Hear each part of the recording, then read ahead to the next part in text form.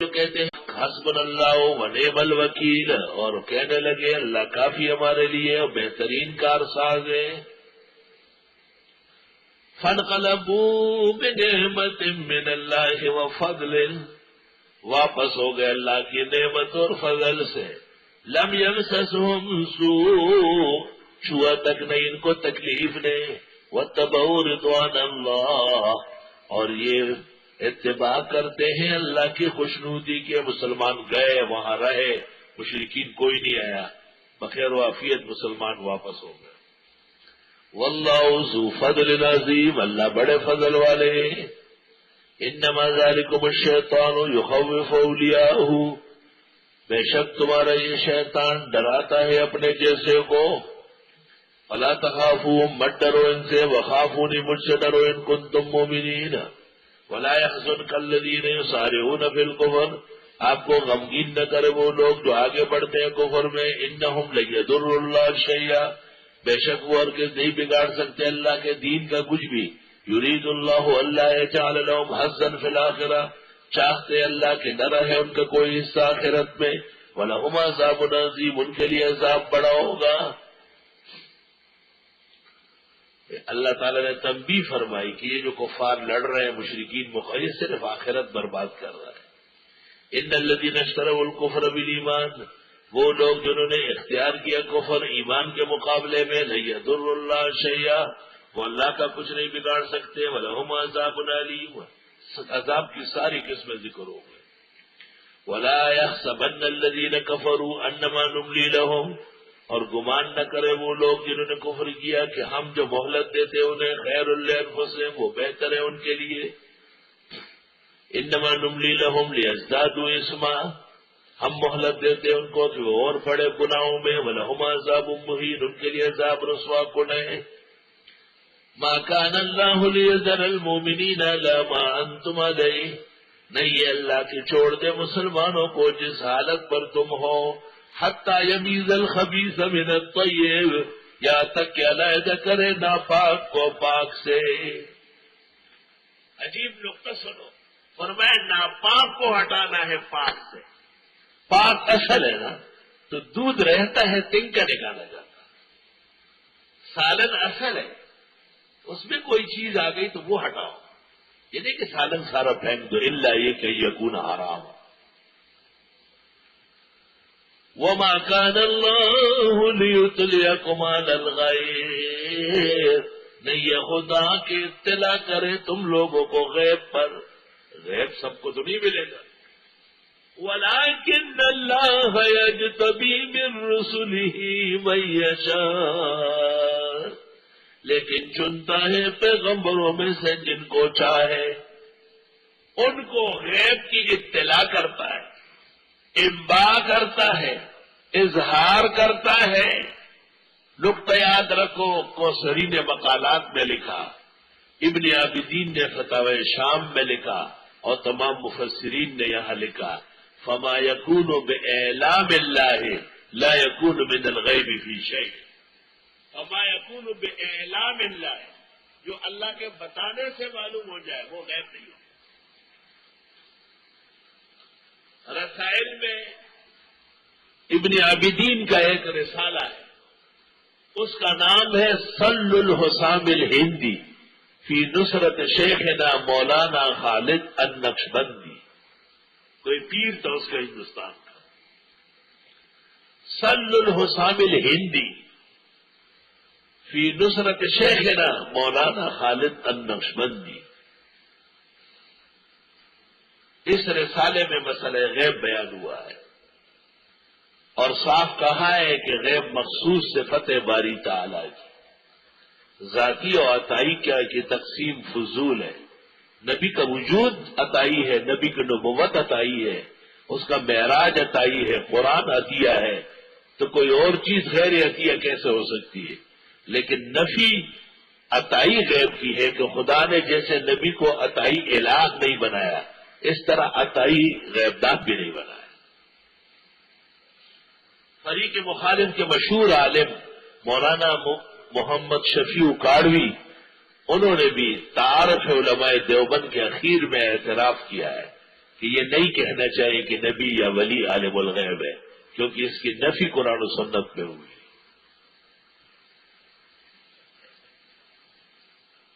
مولانا مفتی محمد رفیع عثمانی صدر دارالعلوم کراچی فرماتے ہیں کہ میرے پاس آتے رہے اور زار و قطار روتے تھے کہ ہمارا کیا ہوگا، ہم نے ساری زندگی کہیں اور گزاری، اب سب کچھ معلوم ہو گیا لیکن وقت نہیں ہے۔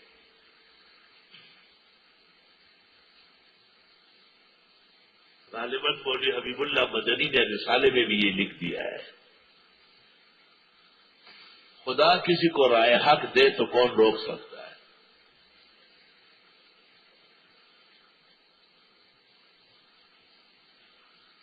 احمد رضا خان صاحب کا ایک خصوصی شاگرد تھا مفتی عبد القادر جہانگیر کا، اور وہ بہنوئی تھے حضرت الشیخ مولانا لطف اللہ صاحب کی بڑی بہن ان کے پاس، عمر میں بھی وہ بہت زیادہ تھے۔ اس نے چھوٹی کتابیں احمد رضا خان سے پڑھی، مرقات اور بدیع المیزان اور توضیح اور متول، اور یہ کتابیں خان صاحب سے پڑھی، بہت زیادہ احترام کرتے۔ استاد محترم مولانا لطف اللہ فرماتے تھے کہ جب میں نے مشکات موقوف علیہ کی کتابیں مکمل کی تو پھر یہ سوچ پیدا ہوئی کہ اب دور حدیث کہاں کرے۔ تو میرے والد نے میرے بہنوئی مفتی عبد القادر سے پوچھا تو مجھے بہت تکلیف ہوئی کہ ان کے استاذ کے بیٹے حامد رضا خان منظر اسلام باز بریلی میں پڑھا رہا ہے، ظاہر ہے یہ وہی کہیں گے کہ ہمارے استاذ کے بیٹے کے پاس، جس کو مفتی اعظم ہند کہتے تھے مبتدی، مفتی عبد القادر صاحب نے اس وقت تو چپکی اختیار کی، 2-3 دن بعد کہا کہ اس وقت دنیا اسلام کا سب سے بڑا عالم اور حدیث کا امام اور مذہب حنفی کا صحیح معنوں میں شناور اور پیغمبر کا سچا عاشق وہ دارالعلوم دیوبند میں مسند حدیث پر گامزن ہے، اور اس کا نام مولانا محمد انور شاہ ہے۔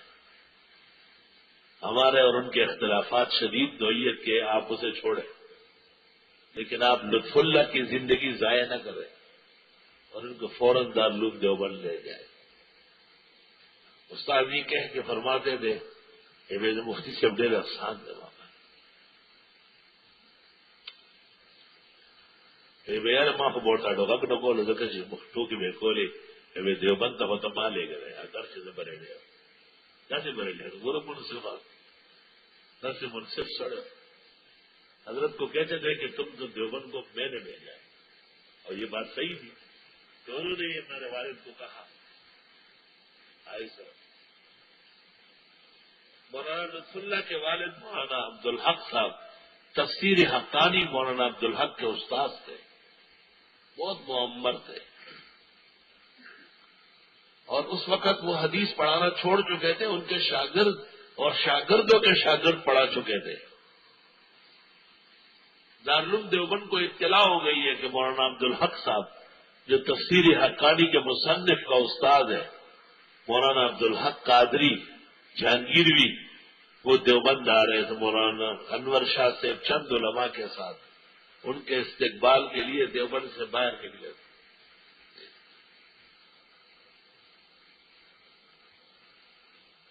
حضرت فرماتے تھے کہ میں نے جتنا علم پڑھا تھا میرے استاد بھی وہی رہتے، والد صاحب بھی ساتھ ہوتے تھے، اور فرماتے تھے میں جوان لڑکے کو لوگوں کے حوالے نہیں کروں گا، یہ بہت مشہور تھا۔ تو جب دیوبند میں داخلہ ہو گیا تو میرے ساتھ میرے والد کو بھی کمرے میں جگہ دی گئی، لیکن میرے والد نے 3-4 دن کے بعد کہا کہ اب میں جاؤں گا اور آپ آرام سے دیوبند میں دور حدیث کریں، شاہ صاحب کے علوم حاصل کریں۔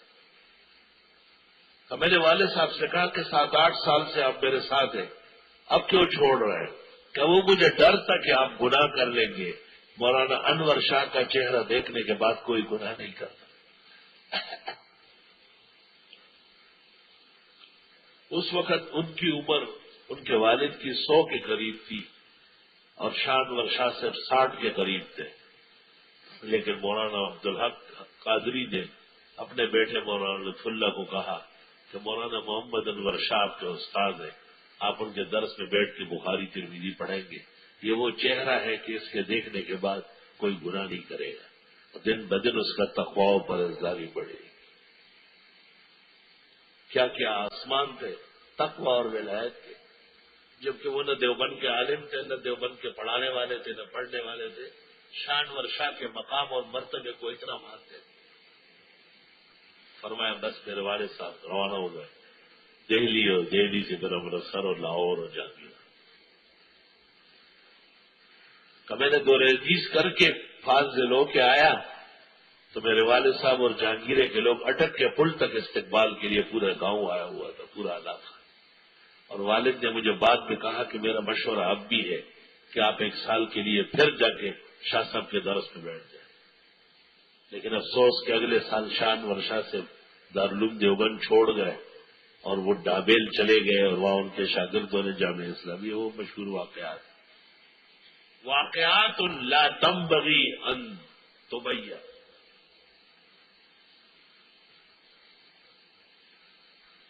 اللہ ما کان اللہ لیذر المؤمنین علی ما انتم علیہ، نہیں ہے اللہ کہ چھوڑ دے مسلمانوں کو اس حال میں جس میں تم ہو، حتی یمیز الخبیث من الطیب، یہاں تک کہ علیحدہ کرے ناپاک کو پاک سے۔ وما کان اللہ لیطلعکم علی الغیب، اور نہیں ہے اللہ کہ آگاہ کرے تم کو غیب پر، ولکن اللہ یجتبی من رسلہ من یشاء، لیکن اللہ چنتا ہے پیغمبروں میں سے جس کو چاہے۔ فآمنوا باللہ ورسلہ، پس ایمان لے آؤ اللہ اس کے رسولوں پر۔ وَإِن تُؤْمِنُوا، اور اگر تم ایمان لے آئے، وَتَتَّقُوا، پرہیزگار ہوئے، فَلَكُمْ أَجْرٌ عَظِيمٌ، تمہارے لیے اجر بڑا ہے۔ باقی مسئلہ علم غیب اگر خدا نے توفیق دی کسی جگہ بیان کر لیں گے، ورنہ محقق الاسر کی کتاب ازالۃ الریب عن مسئلہ علم غیب دیکھ لینا، اس جیسی کتاب امت میں کسی نے نہ لکھی اور نہ لکھ سکے۔ انسائکلوپیڈیا ہے۔ دارالعلوم دیوبند کے مسلک کے لیے جو کام سرفراز خان نے کیا ہے، اولین و آخرین میں کسی نے نہیں کیا ہے۔ حضرت امام تھے اس میدان کے، اور خوشی ہے کہ ہم بہت قریب میں رہے، میں ہر مہینے تقریباً خدمت میں پیش، ہر مہینے، جب سے بیمار پڑ گئے تھے تقریباً ہر دوسرے تیسرے مہینے۔ اللہ اللہ، شیخ واقعی امام، شدید اختلافات کے باوجود دارالعلوم دیوبند کے سب عالم میں مولانا غلام اللہ خان صاحب کو دل کی تکلیف ہوئی تھی۔ مجھے بھی پتہ چلا، میں اس کمرے میں عیادت کے لیے گیا، واللہ العظیم پیروں کی طرف ایک عالم بیٹھے تھے، بہت مضبوط جسم کے اور عمدہ شال اوڑے ہوئے تھے، وہ شیخ القرآن کے پیر دبا رہے تھے۔ میں نے پوچھا کہ یہ کون ہے؟ کہا یہ مولانا سرفراز خان صاحب، سرحانے، حسین جمیل، بڑے چھجے والے، لمبی داڑھی، خوبصورت، ایک منور و معطر۔ میں نے کہا یہ کون ہے؟ کہا یہ عنایت اللہ شاہ بخاری گجرات، ایک پلنگ میں کم بیٹھے۔ ابھی بھی حضرت کی وفات پر اس گروپ نے آ کے باقاعدہ تعزیت کی، لیکن افسوس کہ اس میں ایک نامراد اور نااہل کی وجہ سے بدمزگی ہو گئی، جس پر بجا طور پر حضرت کے بیٹے مولانا زاہد الراشدی نے گرفت کی اور ناراضگی ظاہر کی۔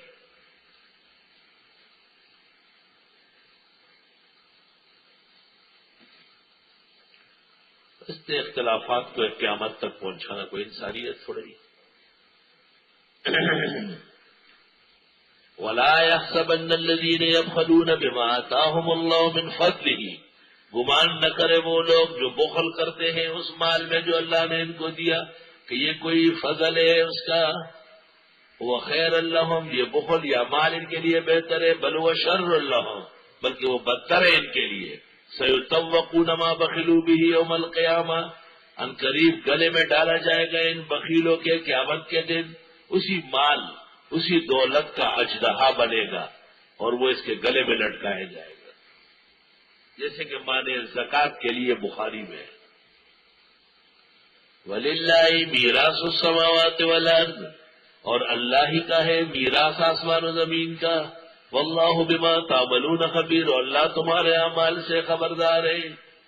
لقد سمع اللہ قول الذین قالوا ان اللہ فقیر ونحن اغنیاء، یقیناً سن چکے ہیں اللہ باتیں ان لوگوں کی جو کہتے ہیں اللہ محتاج ہے اور ہم مالدار، ہم سے صدقہ مانگتے ہیں، خیرات مانگتے ہیں. سنکتب ما قالوا، اور قریب لکھ رہے ہیں جو یہ بک رہے ہیں. وقتلہم الانبیاء، اور یہ جو قتل کرتے تھے پیغمبروں کو بغیر حق نہ حق. ونقول، کہیں گے ذوقوا عذاب الحریق، چکو عذاب جلانے والا، جو جلانے والی باتیں کرتے ہیں.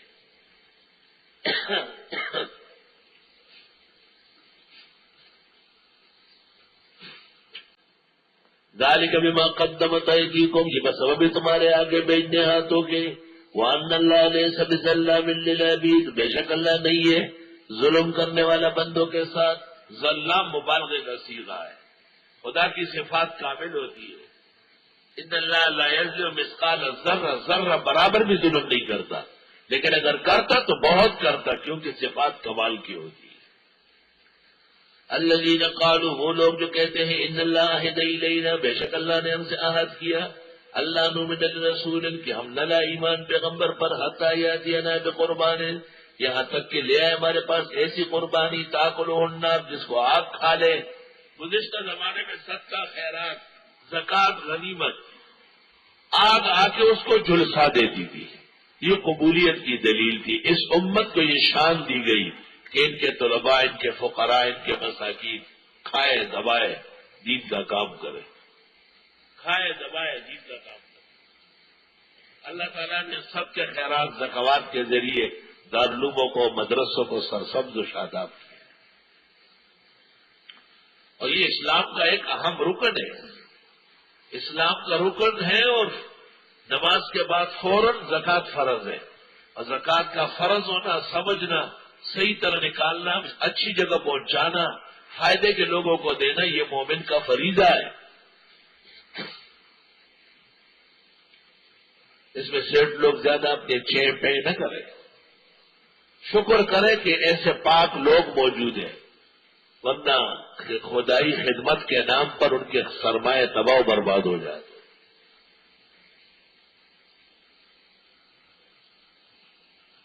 اور صدقات کے، زکوات کے جو اہل ہے، غریب، مسکین، مستحق، ان کے لیے اس میں کوئی کراہیت نہیں. لہا صدقہ ولنا ہدیہ.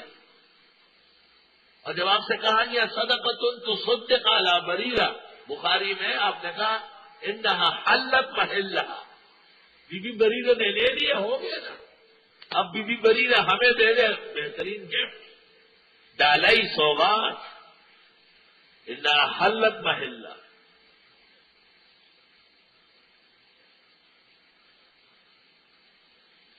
محترمین غریب ہیلے کر دے، ہیلے کی بھی ضرورت نہیں ہے. جزیہ مل گیا بزازیہ میں، قاضی خان میں، خلاصہ میں، کہ بس وہ وکیل ہے مستحقین کا، اور قبض الوکیلی کا قبض الاسیر، محتمم یا ناظم کا قبض کرنا ادا ہو گیا. لہو خیال اینما یصرف ولکن فی مصالح الطلبہ لا لذاتہ وامورہ لأنہ خیانہ. نحن نبین مسئلۃ الدیانہ ونرد علی الخیانہ. بوری برو تو قبول کر یہ اچھے تو بیکار بات، اس کی حاجت نہیں رہی. فقہ آ گیا، فقہ آ گیا.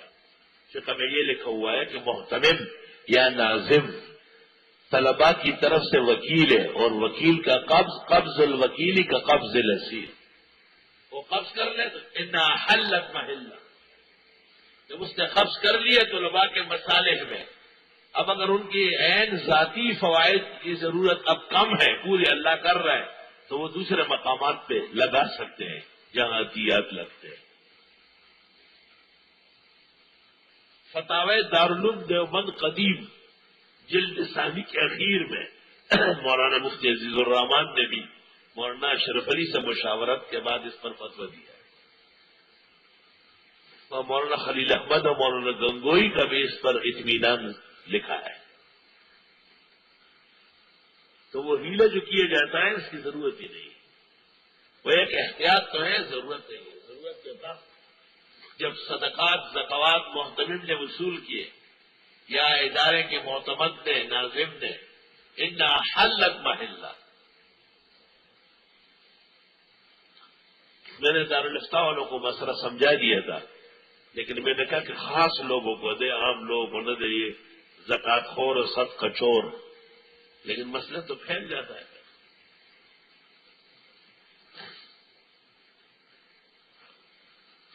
اللہ الذین قالوا، وہ لوگ جو کہتے تھے ان اللہ عہد الینا، بے شک اللہ نے ہم سے عہد کیا کہ ہم ایمان نہ لائے پیغمبر پر جب تک دکھا نہ دے کہ قربانی کا گوشت آپ کھا گئی اور آپ تو صحابہ کو کھلاتے ہیں۔ قل قد جاءکم رسل من قبلی بالبینات، آپ فرمائے آئے تھے تمہارے پاس پیغمبر مجھ سے پہلے روشن دلیلوں سے، وبالذی قلتم، اور اس مطالبے کے ساتھ جو تم نے کہا، فلم قتلتموہ، ان کو کیوں قتل کر رہے تھے؟ معلوم ہوتا ہے کہ اس کہنے میں جھوٹ ہے، اور ان کو تم صادق۔ فإن کذبوک، پس اگر یہ آپ کی تکذیب کرے، فقد کذب رسل من قبلک، پس تحقیق تکذیب کی گئی پیغمبروں کی آپ سے پہلے، جاءوا بالبینات، جو آئے تھے معجزات لے کر، والزبر، صحیفے، والکتاب المنیر، اور کتاب روشن۔ کل نفس ذائقۃ الموت، ہر ذی روح چکنے والا ہے موت کو۔ کل نفس، کل مضاف، نفس مضاف الیہ، یہ مبتدا ہے، اور ذائقہ یہ بھی مضاف ہے، الموت مضاف الیہ، یہ بھی جملہ، یہ خبریہ۔ تو کل نفس، یہی نفس چکنے والا ہے موت کو، یہ نہیں کہ ہر نفس موت کا مزہ چکے گا، مزہ نہیں ہے، پتہ چل سی مزے کتنے بندے، یہ کوئی پکوڑا ہے کیا کہ مزے لے رہا ہے اپنی طرف سے۔ اب جس مفسر نے یہ مانا کیا غلطی کی ہے، ہر نفس، ہر ذی روح چکنے والا ہے موت کو، یہ کل نفس ہی کی خبر ہے، ذائقۃ الموت، یہ کہتے ہیں ہر نفس چکنے والے موت کا ذائقہ، اور ذائقہ نہیں ہے، ذائقہ خود اس کا مضاف ہے، یہی ذائقہ ہے کیونکہ نفس مؤنث ہے، ہر نفس چکنے والا ہے موت، یہ ترجمہ اللہ، موت کا مزہ چکنے والا ہے، فضول بات، عربی ترکیب سے ناواقفیت ہے۔ وَإِنَّمَا تُوَفَّوْنَ أُجُورَكُمْ يَوْمَ الْقِيَامَةِ، اور بے شک پورا دیا جائے گا تم کو اجر قیامت کے دن۔ فَمَنْ زُحْزِحَ عَنِ النَّارِ، جو کوئی بچایا گیا جہنم سے، خدایا ہمیں جہنم سے بچا، وَأُدْخِلَ الْجَنَّةَ، اور جنت داخل کیا گیا، یا اللہ اپنے فضل سے جنت اور فردوس جنت نصیب فرما، فقد فاز، بس وہ کامیاب ہے۔ وَمَا الْحَيَاةُ الدُّنْيَا إِلَّا مَتَاعُ الْغُرُورِ، نہیں ہے دنیا کی زندگی مگر سامان دھوکے کا۔ آدمی سمجھتا ہے کہ میں ہوں اور میرے مزے ہیں، میں ہوں اور میرے مقام ہو، بابا تو ہے اور تیری موت ہے، تو ہے تیری کم بختی ہے۔ لَتُبْلَوُنَّ فِي أَمْوَالِكُمْ وَأَنفُسِكُمْ، یقیناً جانچے جاؤ گے مال و جان میں، وَلَتَسْمَعُنَّ مِنَ الَّذِينَ أُوتُوا الْكِتَابَ مِنْ قَبْلِكُمْ، اور ضرور سنو گے ان لوگوں سے جن کو کتابیں دی گئی تم سے پہلے، وَمِنَ الَّذِينَ أَشْرَكُوا، اور مشرکوں سے کیا سنو گے؟ اذًا کثیرہ، باتیں تکلیف دینے والی، تکلیف ہے زبانی تکلیف بہت وَإِن تَصْبِرُوا، صبر کرو، وَتَتَّقُوا، تقویٰ کرو، فَإِنَّ ذَلِكَ مِنْ عَزْمِ الْأُمُورِ، بس بے شک یہ سنجیدہ کاموں میں سے ہے، اللہ تمہیں ایک نہ ایک دن روشنی نصیب کرے گا۔ وَإِذَا أَخَذَ اللَّهُ مِيثَاقَ الَّذِينَ أُوتُوا الْكِتَابَ، یاد کرنے کا ہے جب پکا وعدہ لیا اللہ نے کتاب والوں سے، کیا وعدہ لیا؟ لَتُبَيِّنُنَّهُ لِلنَّاسِ، کہ یہ قرآن بیان کرو گے لوگوں کو، وَلَا تَكْتُمُونَهُ، چھپاؤ گے نہیں، فَنَبَذُوهُ وَرَاءَ ظُهُورِهِمْ، انہوں نے اس عہد کو ڈال دیا پس پشت، وَاشْتَرَوْا بِهِ ثَمَنًا قَلِيلًا، لینے لگے اس پر قیمت تھوڑی، فَبِئْسَ مَا يَشْتَرُونَ، کیا ناکارہ چیز لینے لگے۔ لا تحسبن الذين يفرحون بما آتوا، نہ گمان کرے وہ لوگ جو خوش ہوتے ہیں ان چیزوں پر جو وہ دیتے ہیں، یعنی جو اعمال وہ کرتے ہیں، وَيُحِبُّونَ أَن يُحْمَدُوا، چاہتے ہیں کہ ان کی تعریف ہو جائے، بما لم يفعلوا، جو انہوں نے کیا ہی ہے، جھوٹی تعریف چاہتے ہیں۔ فلا تحسبنهم، آپ انہیں گمان نہ کرے، بمفازت کہ وہ بچیں گے من العذاب عذاب سے، وَلَهُمْ عَذَابٌ أَلِيمٌ ان کے لیے عذاب دردناک ہے۔ وَلِلَّهِ مُلْكُ السَّمَاوَاتِ وَالْأَرْضِ اور اللہ ہی کا ہے راج آسمان و زمین کا، وَاللَّهُ عَلَى كُلِّ شَيْءٍ قَدِيرٌ اور اللہ ہر چیز پر قادر ہے۔ سورت کی ابتدا بھی دلائل قدرت سے تھی اور سورت کی انتہا بھی دلائل آفاقیہ للقدرت والتکوین سے۔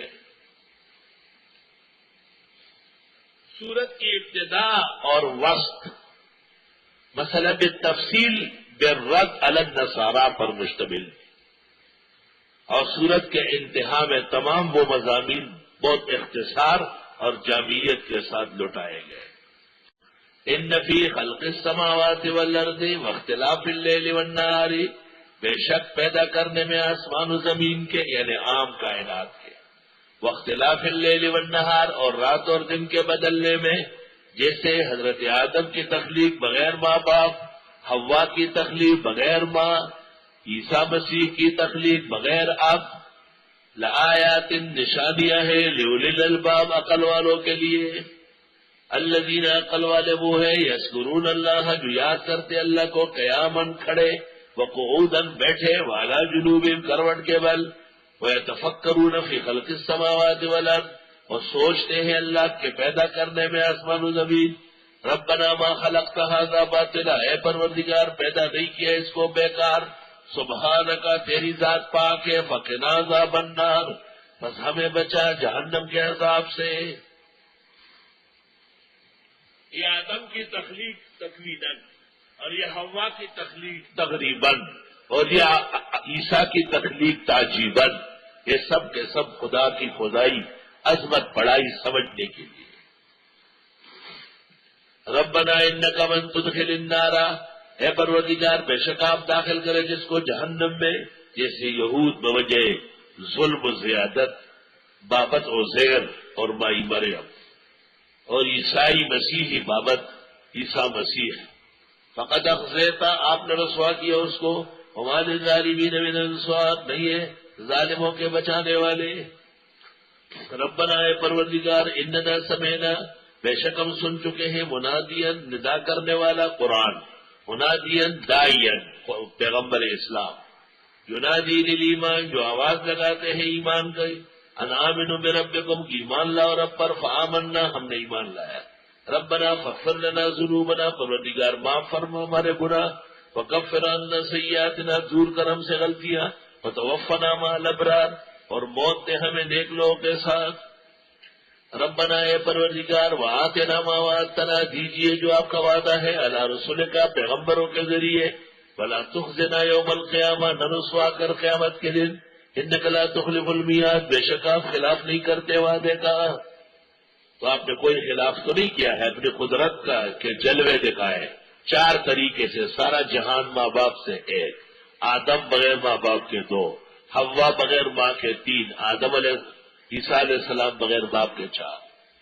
فاستجاب لهم ربهم بس دعا قبول کی ان کے رب نے، انی لا اضیع عمل عامل منکم ضائع نہیں کروں گا عمل کرنے والے کا تم میں سے، من ذکر و انثی مرد ہو یا عورت، انثی لانها تاتی سورۃ النساء، یہ ہے برات استحلال، مولویوں نے کتابوں میں یہاں سے سیکھا، ہر آنے والی سورت کا اشارہ گزری ہوئی سورت کے اخیر میں ہوتا ہے،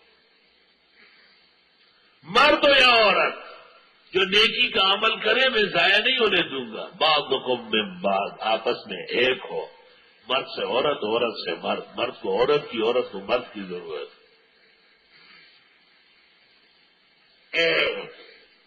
الذین ہاجروا پس وہ لوگ جنہوں نے ہجرت کی، واخرجوا من دیارہم نکالے گئے اپنے گھروں سے، وَأُوذُوا فِي سَبِيلِي اور ستائے گئے میرے دین کے راستے میں، پریشان نہ ہو اللہ دیکھ رہا ہے، وَقَاتَلُوا قتال کیا، وَقُتِلُوا قتل ہو گئے، لَأُكَفِّرَنَّ عَنْهُمْ سَيِّئَاتِهِمْ ضرور دور کر دوں گا ان کے گناہ، وَلَأُدْخِلَنَّهُمْ جَنَّاتٍ تَجْرِي مِن تَحْتِهَا الْأَنْهَارُ داخل کر دوں گا ان کو ایسی جنتوں میں کہ بہے گی اس کے نیچے نہریں، ثواب من عند اللہ یہ بدلہ ہے اللہ کی طرف سے، واللہ عنده حسن الثواب اللہ کے ہاں بہترین بدلے ہیں.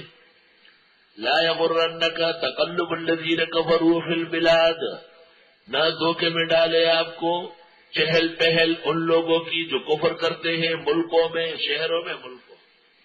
بڑی بڑی عمارات اور سینکڑوں میلوں پر مشتمل کارخانے، ایک ایک عہدے کے 12 14 لاکھ تنخواہ، ایک ایک کمیشن 1.5 کروڑ کی. یہ ہے بکواس. ایک گوبر پاخانہ، ایک پیشاب سے ڈرم بھرے ہوئے، سود پر بھرے ہوئے بینک. کیا ہے یہ؟ ہم ہے جست جومی بگذرت، بخت و تخت و امر و نہیوں گرتا. دنیا کی چیزوں کے لیے مت ابلو، شریعت کے لیے اچھلو. خدا تیرا شکر ہے ہم مومن ہیں، اللہ تیرا شکر ہے ہمیں عبادت کی فکر دی. خدا تیرا شکر ہے ہم مسجد میں بیٹھے ہیں. اللہ تیرا لاکھ لاکھ کروڑوں اربوں کربوں شکر ہمیں قرآن سیکھنے کا موقع دیا. خدا تیرا شکر ہے ہمارا تعلق توحید و سنت جماعت سے ہے. اللہ تیرا لاکھ لاکھ شکر و کرم کہ ہم اہل سنت ہیں، ہم اہل دیوبند ہیں. اللہ تیرا لاکھ لاکھ شکر ہمارے بزرگ اساتذہ و مشائخ، ان سے ہماری گہری وابستگی اور زبردست راہ آخرت کا سرمایہ افتخار محبت ہے. خدا تیرا لاکھ لاکھ شکر ہے کہ ہم قرآن کو رمضان کے مبارک مہینے میں مسجد میں بیٹھ کر، جبکہ سارا جہان غفلت کی نیند میں ہے، کوئی سویا ہوا ہے، کوئی کروٹ کے بعد، کوئی الٹا پڑا ہوا ہے، شیطان سوار ہے اس کے اوپر، شیطان سوار ہے ان پہ. ظاہر ہے حدیث بخاری میں ہے کننا نقیل و نتغدا یوم الجمعہ بعد الجمعہ.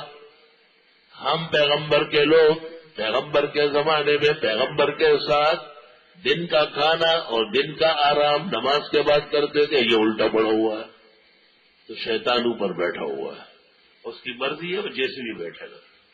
شیطان تو کسی مدرسے یا طالب کا خیال نہیں کرتا. تو خدا کا لاکھ لاکھ شکر ہے کہ رب کریم آپ نے ہمیں اچھائیوں کا موقع نصیب کیا ہے. سوچ فکر اٹھک بیٹھک آمد رفت سب قرآن کے لیے، مسجد کے لیے. رمضان المبارک تو ہمارا رمضان ہے. اللہ تیرا لاکھ لاکھ شکر. سبحان اللہ. لا یغرنک، آپ کو دھوکے میں نہ ڈالے تقلب الذین، ہیر پیر، چہل پہل، مزید چرچی، کفرو کافروں کے، فی البلاد، ملکوں میں. جہانگیر میں ایک بزرگ عالم تھے مولانا فضل علی، کبھی کبھی میں ان کا شعر پڑھتا ہوں. میری والدہ صاحبہ نے ان کے ہاں 12 سال پڑھا. ان کے ہاں ایسا درس ہوتا تھا جیسے دیوبند کا درس ہوتا تھا. استاد مولانا عبد الحنان، ان کے بڑے بھائی حاجی سیف الرحمان، حضرت الاستاذ مولانا لطف اللہ، ان سب نے دیوبند جانے سے پہلے مولانا فضل علی سے پڑھا ہے. بڑے علماء میں سب، اولیاء میں. ابوالکلام آزاد نے ان کو خط لکھا کہ آؤ کار دوں گا، بنگلہ دوں گا، 2 نوکر دوں گا، 500 تنخواہ دوں گا. یہ وہ وقت تھا کہ شیخ الاسلام شیخ العرب والعجم صدر المدرسین دارالعلوم دیوبند حضرت اقدس مولانا حسین احمد مدنی کی تنخواہ دارالعلوم دیوبند میں 200 روپے تھی. مولانا فضل علی کو 500. انہوں نے کہا نہ نہیں جائے. کیوں؟ فرمایا بہترین زندگی گاؤں میں فقر میں تھوڑے پر کفایت میں گزر گئی. شہروں میں یہ جو کہہ رہے یہ بھی کم زیادہ چاہیے، اور اس سے آدمی کا ایمان خراب ہوتا ہے. یا اللہ خارون کے ڈیری پیسی 1.5 دولت کی سڑی ایمان خرابی اتنا کا ڈیرا. اس وقت حضرت کی عمر 80 سال تھی. اصل میں وہ لکھنے کے بڑے ماہر تھے. ان کی ایک تحریر ابوالکلام نے دیکھی تھی اور اس نے کہا معلوم ہوتا ہے کہ دنیا میں ابوالکلام سے بھی قابل لوگ ہیں. یہ تحریر والا ہے، ایسا خط لکھتے. لا الہ الا اللہ. لا یغرنک، آپ کو تو تعجب میں نہ ڈالے تقلب الذین، چہل پہل ان لوگوں کا، کفرو جو کافر ہے، فی البلاد شہروں میں، متاع قلیل، سامان ہے چند روزہ.